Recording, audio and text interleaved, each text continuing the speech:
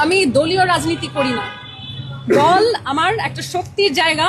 দলীয় মানুষের সমর্থনে আমি এই দেশের কাজে এসেছি, কিন্তু যখন আমি পার্লামেন্টে বসবো সেই জায়গায় বিএনপির যারা আছেন কর্মী, নেতা, মানুষ, তাদের সমর্থক, তারাও হচ্ছে আমার আসনের লোকজন, তারাও আমার নাগরিক, যাদের নিশ্চয়তা, নিরাপত্তা আমাকে দিতে হবে।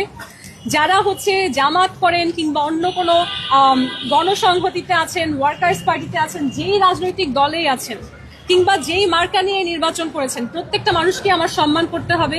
এবং যারা রাজনৈতিক প্রতিহিংসার শিকার, সেই প্রতিহিংসার রাজনীতি আমি করতে আসিনি। এবং আমি মনে করি যে মিথ্যা মামলায় হয়রানি হচ্ছে যেই সমস্ত মানুষরা, কিংবা যারা শুধুমাত্র তাদের রাজনৈতিক পরিচয়ের কারণে আমাদের সমাজে হেনস্থার শিকার হচ্ছে। আমরা 17 বছর শুনেছি বিএনপির লোকজন নাকি হেনস্থার শিকার হতো। যদিও প্রত্যেকটা মানুষই কি অপরাধী হয় একটা দলের? হয় না। কিন্তু আমরা কখনো কখনো দলীয় ট্যাগ দিয়ে রাজনৈতিক প্রতিহিংসায় মানুষকে ছোট করি। আমি এই সিস্টেমটা বদলাতে চাই। এমনকি যেই দল, যেই পতিত দল বলি আমরা আওয়ামী লীগ বলি, স্বৈরাচারী দল বলি, সেখানে অনেক ইনোসেন্ট মানুষ শুধুমাত্র এই দলের ট্যাগের কারণে হেনস্থার শিকার হচ্ছে। সবাই তো আসলে মানুষ খুনি না, সবাই অপরাধী না, কিন্তু তাদেরকে বিভিন্ন ধরনের হয়রানির মধ্যে সমাজে যেতে হচ্ছে। আমি চাই আমি সেই এমপি হব যে আসলে কোনো নির্দিষ্ট দলের হয়ে না, বরঞ্চ জনগণের হয়ে রাজনীতি করবে।